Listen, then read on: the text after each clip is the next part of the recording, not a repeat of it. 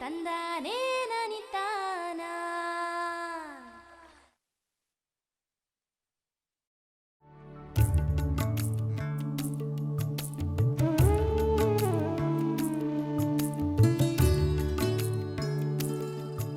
ಕೃಷಿ ಹೆಚ್ಚು ಲಾಭದಾಯಕವಾಗಬೇಕಾದಲ್ಲಿ ಉತ್ತಮ ಮಾರಾಟ ವ್ಯವಸ್ಥೆ ಅತ್ಯವಶ್ಯಕ. ಈ ನಿಟ್ಟಿನಲ್ಲಿ ರಾಜ್ಯ ಕೃಷಿ ಮಾರಾಟ ಇಲಾಖೆ ಹಲವು ಉಪಯುಕ್ತ ಯೋಜನೆಗಳನ್ನು ರೂಪಿಸುವ ಮೂಲಕ ಕೃಷಿಕರಿಗೆ ನೆರವಾಗುತ್ತಾ ಬಂದಿದೆ. ಹಲವು ವೈರುಧ್ಯಮಯ ಪರಿಸ್ಥಿತಿಯಲ್ಲಿಯೂ ಶ್ರಮ ವಹಿಸಿ ಬೆಳೆದ ಉತ್ಪನ್ನಗಳಿಗೆ ಯೋಗ್ಯ ಬೆಲೆ ದೊರಕದಿದ್ದಲ್ಲಿ ಕೃಷಿಕ ಆತಂಕಕ್ಕೊಳಗಾಗುವುದು ಸಹಜವೇ ಸರಿ. ಈ ನಿಟ್ಟಿನಲ್ಲಿ ಕೃಷಿಕನಿಗೆ ಆಸರೆ ನೀಡಲಿರುವ ಯೋಜನೆ ಕನಿಷ್ಠ ಬೆಂಬಲ ಬೆಲೆ ಯೋಜನೆ. ರೈತ ತಾನು ಬೆಳೆದ ಬೆಳೆಗೆ ಉತ್ತಮವಾದ ಬೆಲೆ ಅಥವಾ ಸ್ಪರ್ಧಾತ್ಮಕ ಬೆಲೆ ಸಿಗದಿದ್ದ ಸಂದರ್ಭದಲ್ಲಿ ಹತಾಶನಾಗಿ ತಾನು ಮಾರಾಟ ಮಾಡಿ ತೊಂದರೆ ಅನುಭವಿಸದೇ ಇರುವಂತಹ ಒಂದು ಇರೋದಕ್ಕೆ ಬೇಕಾದ ಪೂರಕವಾದ ವ್ಯವಸ್ಥೆಯನ್ನು, ಅಂದರೆ ರೈತ ತೊಂದರೆಯಲ್ಲಿದ್ದಾಗ ರೈತರಿಗೆ ಅನುಕೂಲವನ್ನು ಕಲ್ಪಿಸುವ ದೃಷ್ಟಿಯಿಂದ ಈ ಒಂದು ಯೋಜನೆಯನ್ನು ನಮ್ಮ ಇಲಾಖೆಯಲ್ಲಿ ಜಾರಿಗೆ ತಂದಿದ್ದೀವಿ. ಮಿನಿಮಮ್ ಫ್ಲೋರ್ ಪ್ರೈಸ್ ಸ್ಕೀಮ್ ಅಂತೇಳಿ ನಾವು ಒಂದು ಯೋಜನೆಯನ್ನು ಮಾಡ್ತಾ ಇದ್ದೀವಿ. ಅಂದರೆ ರೈತ ತಾನು ಬೆಳೆದ ಬೆಳೆಗೆ ಮಾರುಕಟ್ಟೆ ಪ್ರಾಂಗಣದಲ್ಲಿ ಒಳ್ಳೆ ಬೆಲೆ, ಉತ್ತಮವಾದ ಬೆಲೆ ಸಿಗದಿದ್ದ ಸಂದರ್ಭದಲ್ಲಿ ಆತ ಹತಾಶನಾಗಿರ್ತಾನೆ. ಅಲ್ಲಿ ಇರುವ ಬೆಲೆಗೆ ಮಾತ್ರ ಮಾರೋದ್ರಿಂದ ತಾನು ಸಂಕಷ್ಟಕ್ಕೊಳಗಾಗ್ತಾನೆ. ತಾನು ನಿರೀಕ್ಷಿಸಿದ ಬೆಲೆ ಸಿಗದೇ ಇದ್ದಾಗ ಅವನಿಗೆ ನಷ್ಟ ಆಗುತ್ತೆ. ಈ ರೀತಿ ರೈತ ಹತಾಶನಾಗಿ ನಷ್ಟವನ್ನು ಅನುಭವಿಸದೇ ಇರಲಿ ಎನ್ನುವ ಉದ್ದೇಶದಿಂದ ಈ ಒಂದು ಫ್ಲೋರ್ ಪ್ರೈಸ್ ಸ್ಕೀಮನ್ನು ಮಾಡಿದ್ದೀವಿ. ಈ ಫ್ಲೋರ್ ಪ್ರೈಸ್ ಸ್ಕೀಮಲ್ಲಿ ಏನು ಅಂತ ಹೇಳಿದ್ರೆ, ಅಂಥ ಸಂದರ್ಭದಲ್ಲಿ ಮಾರುಕಟ್ಟೆ ಮಧ್ಯಪ್ರವೇಶ ಮಾಡಿ ಆ ಬೆಲೆಯನ್ನು ಕೇಂದ್ರ ಸರ್ಕಾರ ನಿಗದಿಪಡಿಸಿದ ಅಥವಾ ರಾಜ್ಯ ಸರ್ಕಾರ ನಿಗದಿಪಡಿಸಿದ ಎರಡೂ ದರಗಳು ಅಥವಾ ಕೇಂದ್ರ ಸರ್ಕಾರದ ಜೊತೆಗೆ ರಾಜ್ಯ ಸರ್ಕಾರ ಪ್ರೋತ್ಸಾಹಧನದ ಮೂಲಕ ಕೊಳ್ಳುವುದರ ಮೂಲಕ ರೈತನ ಹತಾಶನಾಗಿ ತಾನು ಮಾರುವ ಒಂದು ವ್ಯವಸ್ಥೆಯನ್ನು ತಪ್ಪಿಸಿ ಅವನಿಗೆ ಉತ್ತಮವಾದ ಬೆಲೆ ನೀಡೋದಕ್ಕೆ ಅವಕಾಶವಾಗುವಂಥ ಒಂದು ವ್ಯವಸ್ಥೆಯನ್ನು ಈ ಒಂದು ಯೋಜನೆ ಮೂಲಕ ಮಾಡ್ತಾ ಇದ್ದೀವಿ. ಇದು ಭಾರತ ಸರ್ಕಾರ ನಿರ್ಧಾರ ಮಾಡಿರುವ ಒಂದು 16ರಿಂದ 20 ಬೆಳೆಗಳಲ್ಲದೆ ರಾಜ್ಯ ಸರ್ಕಾರವು ಕಾಲಕಾಲಕ್ಕೆ ಕೆಲವು ಬೆಳೆಗಳಿಗೆ ಈ ಒಂದು ವ್ಯವಸ್ಥೆಯನ್ನು ಮಾಡಿ ಅಂತ ಆದೇಶ ಮಾಡಿದಾಗ ಅದನ್ನು ಸಹ ಈ ಯೋಜನೆ ಅಡಿಯಲ್ಲೇ ನಾವು ಮಾಡ್ತಾ ಇದ್ದೀವಿ. ನಬಾರ್ಡ್ ಯೋಜನೆಯಡಿಯಲ್ಲಿ ಇಲಾಖೆ ಗ್ರಾಮೀಣ ಮೂಲಭೂತ ಸೌಲಭ್ಯ ಅಭಿವೃದ್ಧಿ ನಿಧಿಯನ್ನು ಬಳಸಿ ಗ್ರಾಮೀಣ ಪ್ರದೇಶಗಳಲ್ಲಿಯ ಕೃಷಿ ಮಾರಾಟ ಪ್ರಾಂಗಣಗಳಲ್ಲಿ ಅವಶ್ಯಕ ಮೂಲಭೂತ ಸೌಕರ್ಯಗಳನ್ನು ಕಲ್ಪಿಸುವ ಮೂಲಕ ಮಾರಾಟ ವ್ಯವಸ್ಥೆಯನ್ನು ಉನ್ನತೀಕರಣಗೊಳಿಸುತ್ತಿದೆ. ಕಳೆದ 2 ವರ್ಷಗಳಿಂದ ನಾವು ಪ್ರಾಂಗಣದಲ್ಲೇ ಹೆಚ್ಚು ವ್ಯವಸ್ಥೆಯನ್ನು ಕೊಡೋಣ, ರೈತರಿಗೆ ಹೆಚ್ಚು ರೈತರು ಪ್ರಾಂಗಣಕ್ಕೆ ಬರೋದರಿಂದ ಹೆಚ್ಚು ರೈತರಿಗೆ ಅದು ಉಪಯೋಗ ಆಗುತ್ತೆ ಅಂತೇಳಿ ಈ ಒಂದು ಕಾರ್ಯಕ್ರಮವನ್ನು ಈಗ ತಕ್ಷಣದಲ್ಲಿ ನಾವು ಪ್ರಾಂಗಣದಲ್ಲಿ ಮಾಡ್ತಾ ಇದ್ದೀವಿ.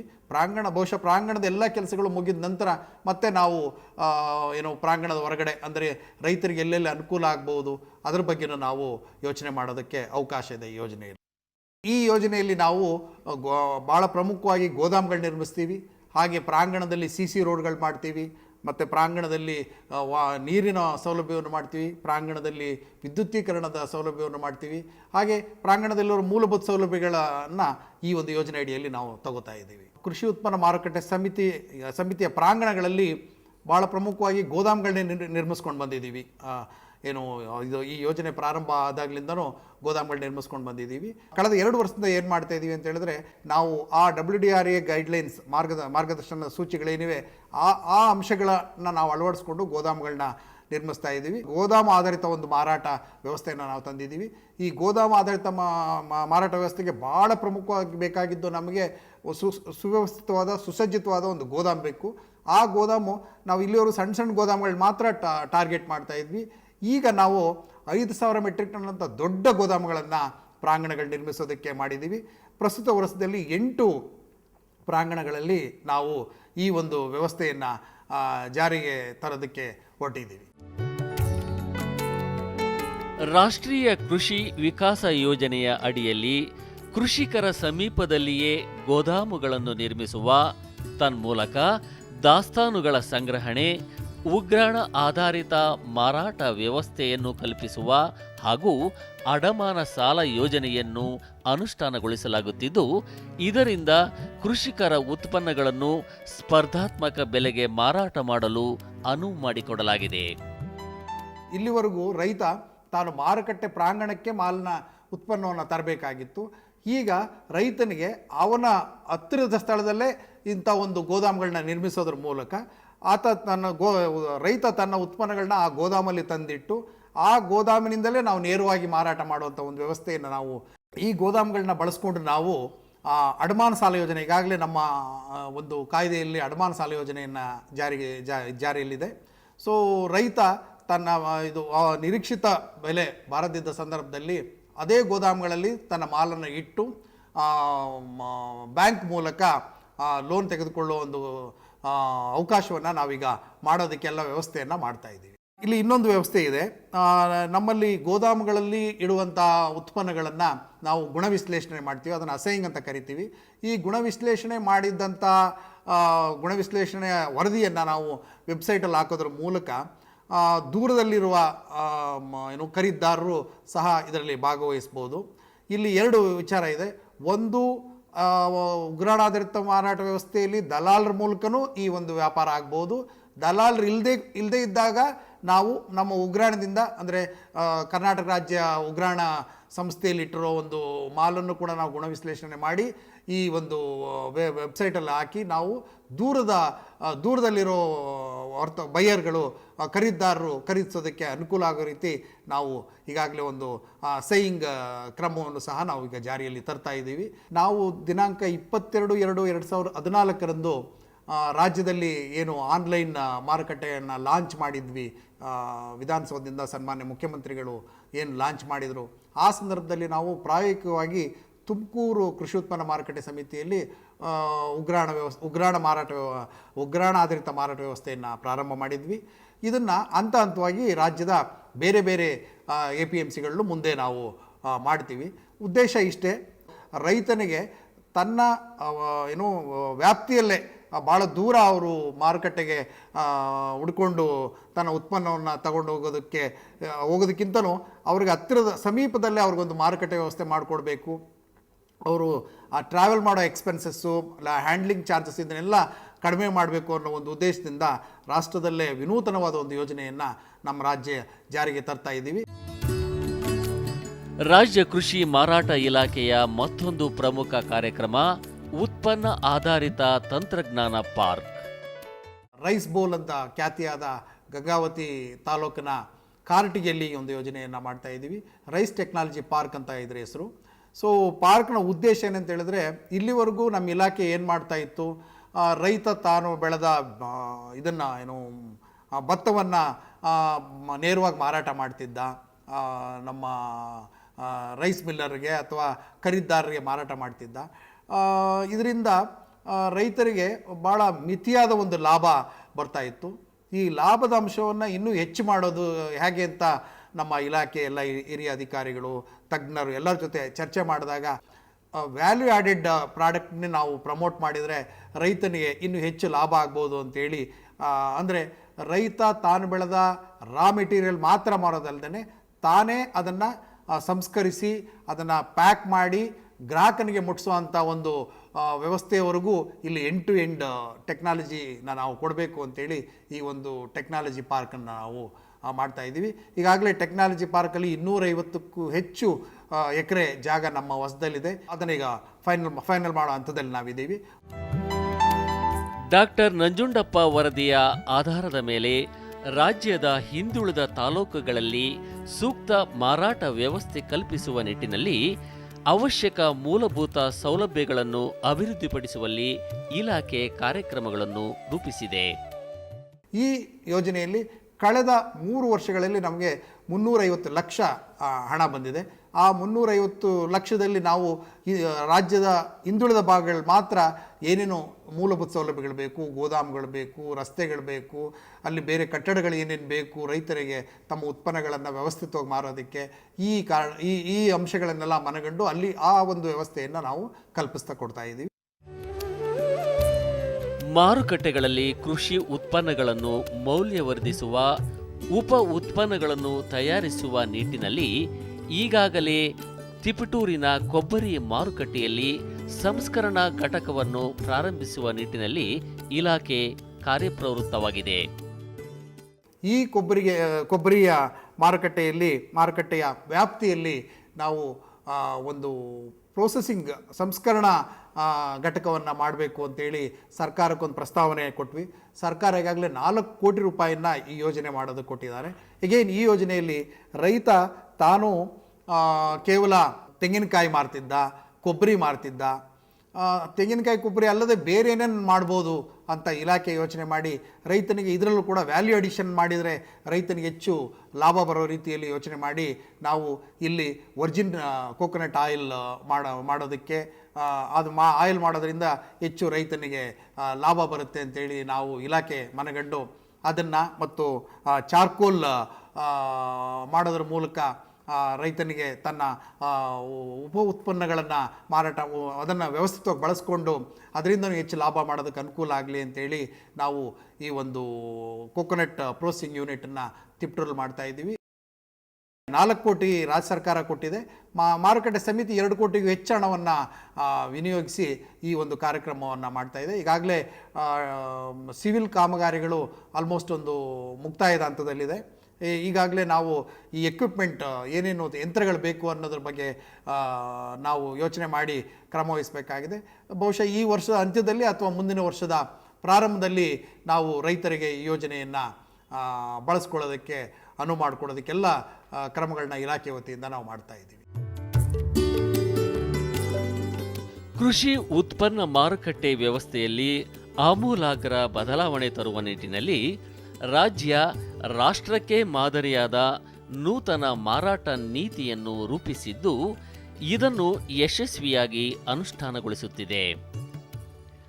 ಮಾರಾಟ ವ್ಯವಸ್ಥೆ ಮೂಲಭೂತ ಸೌಕರ್ಯ, ಸ್ಪರ್ಧಾತ್ಮಕ ಬೆಲೆ ಪೂರೈಸುವ ಜೊತೆಯಲ್ಲಿ ಮಾರುಕಟ್ಟೆ ಪ್ರಕ್ರಿಯೆಯಲ್ಲಿ ಪಾಲ್ಗೊಂಡಿರುವ ಕಾರ್ಮಿಕರಿಗೂ ಇಲಾಖೆ ಕಲ್ಯಾಣ ಯೋಜನೆಗಳನ್ನು ರೂಪಿಸಿದ್ದು ಇದರಲ್ಲಿ ಕಾಯಕ ನಿಧಿ ಉಪಯುಕ್ತ ಯೋಜನೆಯಾಗಿದೆ. ಸರ್ಕಾರ ನಮಗೊಂದು 2.5 ಕೋಟಿ ದುಡ್ಡನ್ನು ಮಾರುಕಟ್ಟೆ ಪಾಲಿಸಿಯನ್ನು ಜಾರಿಗೆ ತರೋದಕ್ಕೆ ಕೊಟ್ಟಿದ್ದಾರೆ. ಈ 2.5 ಕೋಟಿಯಲ್ಲಿ ಮೊದಲನೇ ಇನ್ಸ್ಟಾಲ್ಮೆಂಟು ಕೂಡ ಈಗ ರಿಲೀಸ್ ಆಗ್ತಾ ಇದೆ. ಪಾಲಿಸಿ ಜಾರಿಗೆ ತರೋದಕ್ಕೆ ಪಾಲಿಸಿಯನ್ನು ಜಾರಿಗೆ ಕೊಟ್ಟು ಪರಿಣಾಮಕಾರಿಯಾಗಿ ಕೃಷಿ ಉತ್ಪನ್ನಗಳ ಮಾರುಕಟ್ಟೆ ಚಟುವಟಿಕೆ ನಡೆಯೋದಕ್ಕೆ ಅನುವಾಗುವಂತೆ ಬೇಕಾದ ಸಲಕರಣೆಗಳನ್ನು ನಾವು ಕೊಡೋದಕ್ಕೆ ಈ ಒಂದು ಯೋಜನೆಯಲ್ಲಿ ಮಾಡ್ತಾಯಿದ್ದೀವಿ. ಇದರಿಂದನೂ ಕೂಡ ಇದ್ರ ಭಾಳ ಪ್ರಮುಖವಾದ್ದು ಏನಂತ ಹೇಳಿದ್ರೆ ರೈತರಿಗೆ ಅಸೈಯಿಂಗ್ ಮಾಡೋದ್ರ ಬಗ್ಗೆ ನಾವೇನು ಯೋಚನೆ ಮಾಡ್ತಾ ಇದ್ದೀವಿ, ಅಸೈಯಿಂಗಿಗೆ ಏನೇನು ಬೇಕಾಗುತ್ತೆ ಪರಿಕರಗಳು ಅದು, ಮತ್ತು ಮಾರುಕಟ್ಟೆ ಪ್ರಾಂಗಣದ ಹಂತದಲ್ಲೇ ಲ್ಯಾಬೊರೇಟ್ರಿಗಳನ್ನ ಗುಣವಿಶ್ಲೇಷಣಾ ಲ್ಯಾಬೊರೇಟ್ರಿಗಳನ್ನು ನಾವು ಮಾಡ್ತಾ ಇದ್ದೀವಿ. ಈಗಾಗಲೇ ಚಾಮರಾಜನಗರದಲ್ಲಿ ಒಂದು ಲ್ಯಾಬೊರೇಟ್ರಿ ಮಾಡಿದ್ದೀವಿ.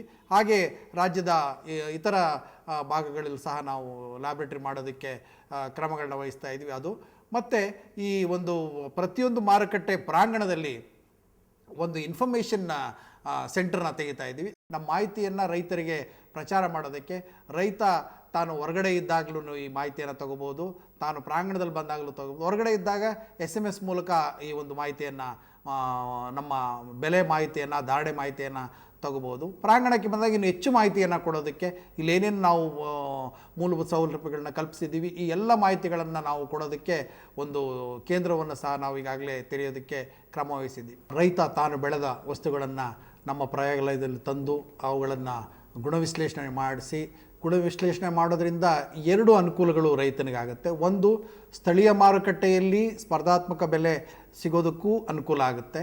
ಎರಡನೇದು, ದೂರದ ಮಾರುಕಟ್ಟೆಗಳಿಂದ ಭಾಗವಹಿಸುವ ಖರೀದಿದಾರರಿಗೆ ಈ ಗುಣವಿಶ್ಲೇಷಣೆ ವರದಿಗಳನ್ನು ನಾವು ವೆಬ್ಸೈಟ್ನಲ್ಲಿ ಹಾಕೋದ್ರ ಮೂಲಕ ದೂರದಲ್ಲಿ ಇರುವ ಖರೀದಿದಾರಗಳು ಈ ಒಂದು ಗುಣವಿಶ್ಲೇಷಣಾ ವರದಿಯನ್ನು ಅನುಸರಿಸಿ ಅವರುಗಳು ಸಹ ಈ ಒಂದು ಮಾರಾಟ ಪ್ರಕ್ರಿಯೆಯಲ್ಲಿ ಪಾಲ್ಗೊಳ್ಳೋದಕ್ಕೆ ಅನುಕೂಲ ಮಾಡಿಕೊಡೋದಕ್ಕೆ ನಾವು ಈಗ ಏನು ಸರ್ಕಾರ ಮಾರುಕಟ್ಟೆ ಸುಧಾರಣೆ ನೀತಿಯ ಅಡಿಯಲ್ಲಿ ಕೊಡ್ತಿರೋ ಹಣವನ್ನು ನಾವು ವಿನಿಯೋಗಿಸ್ತಾ ಇದ್ದೀವಿ. ನಮ್ಮ ಇಲಾಖೆಯ ಕೃಷಿ ಉತ್ಪನ್ನ ಮಾರುಕಟ್ಟೆ ಸಮಿತಿಗಳಲ್ಲಿ ರೈತರು ಭಾಳ ದೊಡ್ಡ ಭಾಗಿದಾರರು, ನಂತರ ದಲಾಲರು, ಖರೀದಿದಾರರು, ಹಮಾಲರು, ತೂಕದವರು, ಇವರೆಲ್ಲರೂ ನಮ್ಮ ಭಾಗಿದಾರರು, ನಮ್ಮ ಈ ವ್ಯವಸ್ಥೆಯ ಭಾಗಿದಾರರು.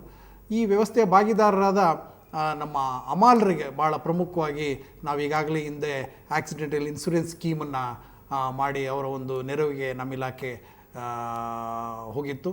ತದನಂತರ ಈಗ ನಾವು ಮತ್ತೆ ಯಾವ್ಯಾವ ಮಾರುಕಟ್ಟೆಗಳಲ್ಲಿ, ರಾಜ್ಯದ ಯಾವ್ಯಾವ ಮಾರುಕಟ್ಟೆಗಳಲ್ಲಿ, ಮಾರುಕಟ್ಟೆ ಪ್ರಾಂಗಣಗಳಲ್ಲಿ ನಾವು ಈ ಒಂದು ಅಮಾಲರಿಗೋಸ್ಕರ, ಅಂದರೆ ದುಡಿಯುವ ಒಂದು ವರ್ಗಕ್ಕೋಸ್ಕರ ಅವರೇನು ಕಾಯಕ ಮಾಡ್ತಾ ಇದ್ದಾರೆ, ಆ ಕಾಯಕ ಮಾಡುವ ಸಂದರ್ಭದಲ್ಲಿ ಅವರ ಒಂದು ವಿಶ್ರಾಂತಿಗೋಸ್ಕರ, ಅವರು ಒಂದು ಸ್ನಾನಕ್ಕಾಗಿರ್ಬೋದು ಅಥವಾ ಅವರು ಊಟ ಮಾಡೋದಕ್ಕೊಂದು ಜಾಗ, ಈ ಎಲ್ಲವನ್ನು ಯೋಚನೆ ಮಾಡಿ ಒಂದು ಭವನಗಳನ್ನ ಕಟ್ಟಬೇಕು ಅಂತೇಳಿ ಮಾಡಿದ್ದೀವಿ. ಸರ್ಕಾರದ ನೆರವಿನೊಂದಿಗೆ ಕೃಷಿ ಉತ್ಪನ್ನ ಮಾರುಕಟ್ಟೆಗಳು ಸಹ ತಮ್ಮ ಹಣವನ್ನು ಹೂಡಿ ಈ ಒಂದು ಯೋಜನೆಯನ್ನು ಜಾರಿಗೊಳಿಸಬೇಕು ಅಂತೇಳಿ ಮಾಡ್ತಾ ಇದ್ದೀವಿ. ಬಹುಶಃ ಈ ವರ್ಷದ ಅಂತ್ಯದಲ್ಲಿ ನಾವೊಂದು ಪೂರ್ಣವಾದ ಒಂದು ಯೋಜನಾ ವರದಿಯನ್ನು ತಯಾರಿಸಿ ಮುಂದಿನ ಬಡ್ಜೆಟ್ಗೆ ಮೊದಲೇ ಈ ಯೋಜನೆಗಳನ್ನ ಪ್ರಾರಂಭಿಸೋ ಒಂದು ಕಾರ್ಯಕ್ರಮವನ್ನು ನಾವು ಈಗಾಗಲೇ ಹಾಕ್ಕೊಂಡಿದ್ದೀವಿ. ಕೃಷಿಕರು ಕೃಷಿ ಮಾರುಕಟ್ಟೆಗಳಲ್ಲಿ ತಮ್ಮ ಪ್ರಮುಖ ಉತ್ಪನ್ನಗಳ ಮಾರಾಟದ ಜೊತೆಯಲ್ಲಿ ಸ್ವಲ್ಪ ಪ್ರಮಾಣದ ಇತರೆ ಉತ್ಪನ್ನಗಳನ್ನು ನೇರವಾಗಿ ಗ್ರಾಹಕರಿಗೆ ಮಾರಾಟ ಮಾಡುವ ಉದ್ದೇಶದಿಂದ ರೈತರ ಅಂಗಳ ಎನ್ನುವ ವಿನೂತನ ಯೋಜನೆಯನ್ನು ರೂಪಿಸಿದೆ.